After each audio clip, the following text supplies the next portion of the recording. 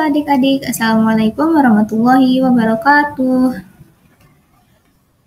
Kali ini kita akan membahas bab terakhir dari mata pelajaran PAI dan Budi Pekerti kelas 8, yakni bab 10 meneladani inspirasi dan kontribusi ilmuwan muslim pada masa Bani Abbasiyah untuk kemanusiaan dan peradaban. 1. Lahirnya ilmuwan dan tumbuhnya ilmu pengetahuan. Para pelajar dari dalam dan luar negeri datang ke Baghdad untuk belajar berbagai ilmu pengetahuan di Baitul Hikmah. Tradisi literasi menyebar ke seantero wilayah Abbasiyah. Tradisi literasi ini menyebabkan berkembangnya beragam ilmu pengetahuan, baik ilmu umum maupun ilmu-ilmu keagamaan. Adapun yang pertama kita akan membahas mengenai perkembangan ilmu pengetahuan di bidang kedokteran. Rumah sakit pertama dibuat oleh Harun al-Rasyid pada awal abad ke-9. Yakni Harun al-Rasyid adalah salah satu khalifah pada masa dinasti Bani Abbasiyah. Potret Al-Razi dan Ibnu Sina bahkan menghiasi aula besar Fakultas Kedokteran di Universitas Paris sampai saat sekarang ini. Hal ini dikarenakan jasa keduanya dalam meletakkan dasar bagi pengembangan ilmu kedokteran modern. Nah, ternyata ilmuwan pada masa dinasti Abbasiyah adalah salah satunya Al-Razi dan Ibnu Sina menjadi pelopor pengembangan ilmu kedokteran modern yang sampai saat ini potretnya masih disimpan di Fakultas Kedokteran Universitas Paris. Nah, di sini ada tokoh-tokoh ilmuwan di bidang kedokteran. Boleh adik-adik baca, boleh adik-adik perhatikan terlebih dahulu 4 ilmuwan di bidang kedokteran. Ada Ali ibnu Sahal Rabban al-Tabari atau Ali al-Tabari, ada Abu Bakar Muhammad ibnu Zakaria al-Razi atau al-Razi, yang ketiga ada al-Majusi, dan yang keempat ada Ibnu Sina atau kalau dalam barat ini sering disebut Avicenna.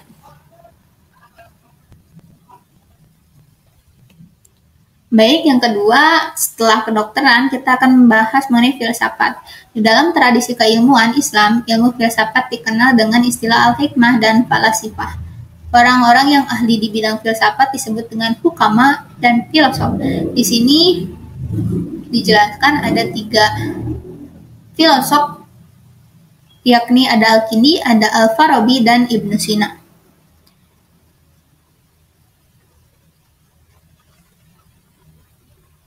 Boleh disimak terlebih dahulu ya adik-adik, bisa di pause terlebih dahulu video kali ini. Nah, selanjutnya astronomi dan matematika. Pada masa Khalifah Al-Ma'mun dibangun sebuah observatorium astronomi di Baghdad. Observatorium ini berfungsi untuk melakukan pengamatan terhadap benda-benda langit. Selain di Baghdad, observatorium astronomi juga dibangun di Damaskus. Di antara para astronom Abbasiyah yang terlibat pada proyek tersebut adalah Ibnu Musa bin Syakir dan Al-Khwarizmi. Nah, di sini juga ada 3 ilmuwan yang bergerak di bidang astronomi dan matematika. Ada Al-Khwarizmi, ada Al-Battani, dan ada Al-Biruni. Boleh adik-adik baca ya. Di sini ada karyanya serta inspirasi untuk dunia. Selanjutnya di sini ada perkembangan ilmu pengetahuan agama. Yang pertama ada ilmu kalam. Ilmu kalam merupakan ilmu yang mempelajari tentang Tuhan beserta segala aspeknya. Pada masa Abbasiyah muncul aliran ilmu kalam yang memiliki pengaruh luas di dunia Islam sampai sekarang, yakni Asy'ariyah dan Maturidiyah. Yang kedua, ilmu fikih. Ilmu fikih adalah ilmu yang mengkaji hukum syariat Islam dari segi-segi formal, peribadatan, dan dalam berinteraksi sosial. Nah, di sini ada 4 imam yang pada zaman ini sangat berpengaruh ya. Dan sampai sekarang pengaruhnya ada Imam Hanafi, ada Imam Maliki, ada Imam Syafi'i, dan Imam Hambali. 4 imam-imam berpengaruh. Bahkan sampai saat ini. Yang ketiga ada ilmu tentang akhlak. Kajian akhlak membahas tentang perangai, tingkah laku atau tabiat seperti kesederhanaan, keberanian, kebebasan, kecakapan, dan lain-lain. Ilmuwan yang memiliki perhatian di bidang akhlak pada saat itu diantaranya ada Al-Mawardi, Miskawai, dan Imam Ghazali. Yang keempat, ilmu hadis. Hadis adalah segala yang bersumber dari Nabi Muhammad baik berupa perkataan, perbuatan, maupun ketetapan. Pada masa Abbasiyah, ada beberapa ilmuwan hadis yang mengumpulkan hadis-hadis Nabi Shallallahu Alaihi Wasallam itu dalam bentuk kitab atau buku. Kitab-kitab hadis yang disusun diantaranya ada Sahih Bukhari, Sahih Muslim, Sunan An-Nasai, Sunan Abu Daud, Sunan At-Tirmizi, dan Sunan Ibnu Majah.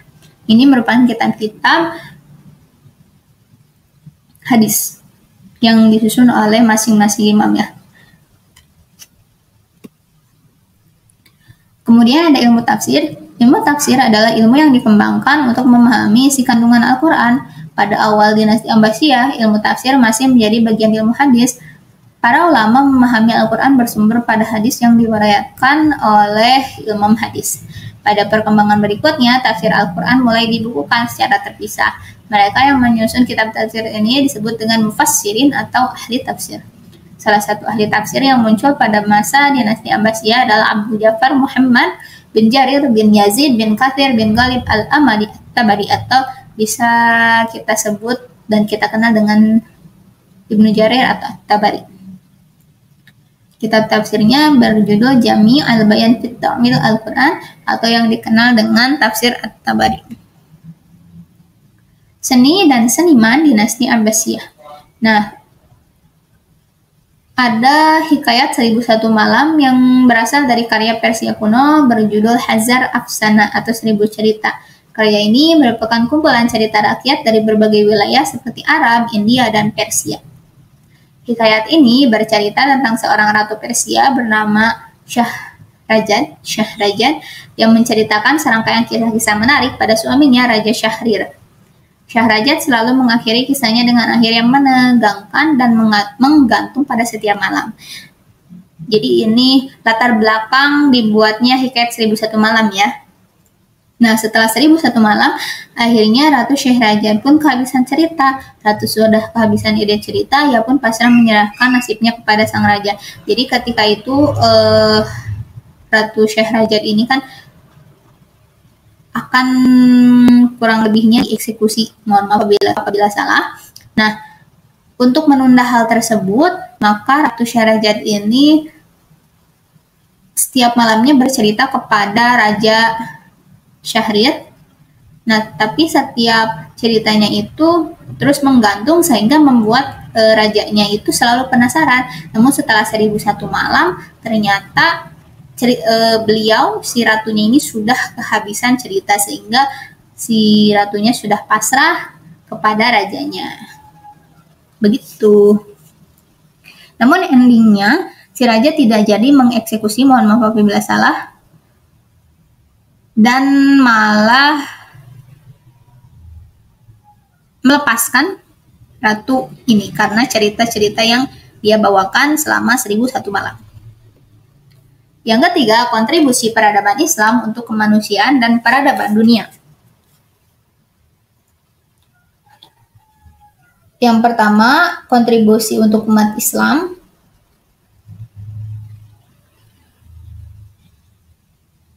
Pada masa Abbasiyah, ilmu pengetahuan kan sangat berkembang pesat ya adik-adik. Nah, berkat perkembangan ilmu pengetahuan ini, umat Islam dapat menjaga keyakinannya, menjalankan ibadah, dan bermuamalah sesuai dengan ajaran agama Islam. Kontribusi ini tidak hanya terjadi pada masa itu saja. Dasar-dasar ilmu pengetahuan agama yang berkembang pada masa Abbasiyah juga menjadi pedoman keberagamaan umat Islam sampai sekarang. Yang kedua, ada kontribusi untuk kemanusiaan. Nah, kontribusi untuk kemanusiaan sendiri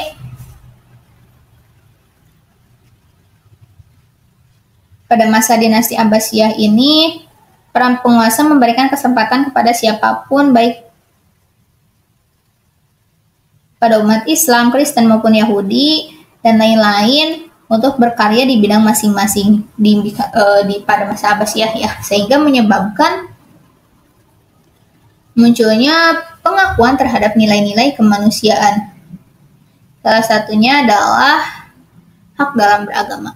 Para penguasa dinasti Abbasiyah menjamin hak dan kebebasan dalam beragama. Semua orang yang tinggal di wilayah dinasti Abbasiyah memiliki kebebasan untuk memeluk agama dan menjalankan agamanya sesuai dengan keyakinan masing-masing. Adapun kontribusi untuk Renaissance Eropa, mohon maaf apabila penyebutannya salah. Nah, pada zaman dinasti Abbasiyah ini kan banyak orang-orang Barat yang belajar serta menerjemahkan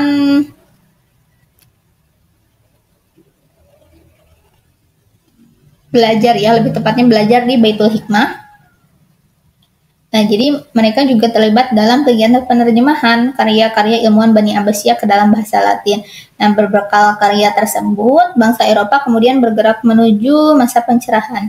Mereka mempelajari sistem pengetahuan dan sistem sosial di wilayah Bani Abbasiyah. Selanjutnya, adapun kontribusi untuk dunia adalah setelah era Renaissance Eropa adalah masa pertumbuhan dan perkembangan ilmu pengetahuan di benua itu. Segera setelah itu muncul revolusi industri di Inggris dan revolusi Prancis. Revolusi industri inilah adalah perubahan di bidang ekonomi yang sangat cepat dengan ditemukannya mesin uap di Inggris pada abad ke-18. Sedangkan revolusi Prancis adalah sebuah gerakan masyarakat pertama di Eropa yang menentang kedudukan pemerintahan monarki absolut berbasis dinasti yang sudah berlangsung berabad-abad. Nah, setelah revolusi yang ini, revolusi Prancis dan revolusi di Inggris ini menyebabkan tatanan dunia pun yang berubah sehingga kita kali ini bisa menikmati gadget atau gawai yang sekarang kita pakai ya adik-adik. Nah, ternyata pembahasan kita kali ini cukup sekian. Mohon maaf apabila ada kesalahan. Jika adik-adik punya tambahan materi boleh di-share di kolom komentar. Wassalamualaikum warahmatullahi wabarakatuh.